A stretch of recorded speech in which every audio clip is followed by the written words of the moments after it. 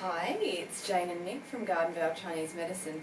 Today Nick wanted to talk to you about something very serious called male menopause, and my understanding was that it's much better for men than women.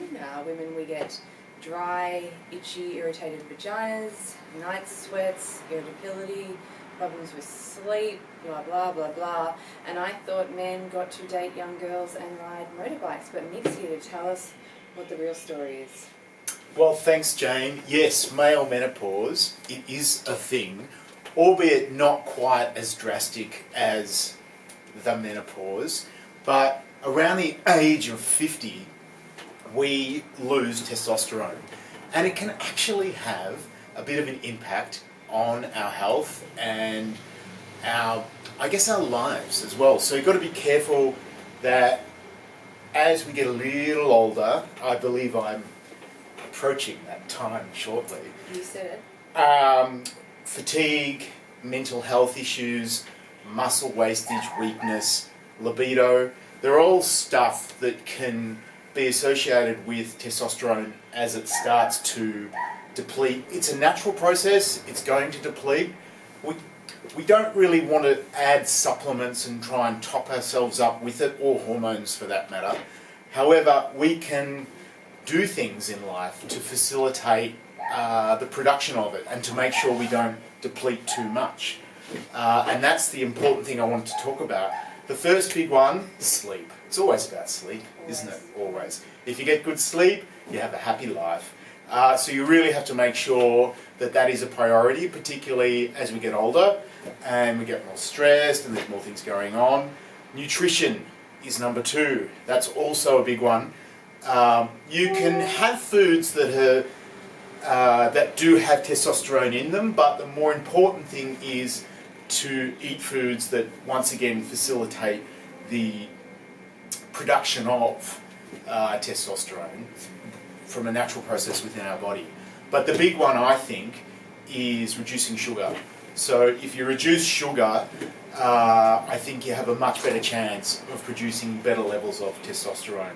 And I don't just mean not eating lollies. There are lots of things that sugar's in these days, obviously anything processed. But any kind of complex carbohydrate, if we're really overloading on the carbs, pasta, rice, bread, any more? That's pretty much all of them. If you're eating too much of that, the sugar levels are going to be too high. It has been found that if you are pre-diabetic, type 2 diabetic, your testosterone levels are going to be lower. So watch that. Managing stress. Sorry, Jane? I was going to say zinc and getting enough protein too. Protein's important, isn't it? It is. Yeah, I think zinc and protein really help facilitate the production of testosterone. Managing stress is the other one. Obviously, we always need to do this in life, but if you have a high amount of cortisol floating through your bloodstream, that's going to reduce your testosterone. And as we get older, our body gets less able to cope, and we basically run the risk of really compromising our production, and all of those things that I talked about earlier with fatigue, libido, muscle wastage or weakness can really contribute to that. So how do we manage stress? Well, all the things that you do, Nick, because I know yoga, meditation, and get your regular acupuncture.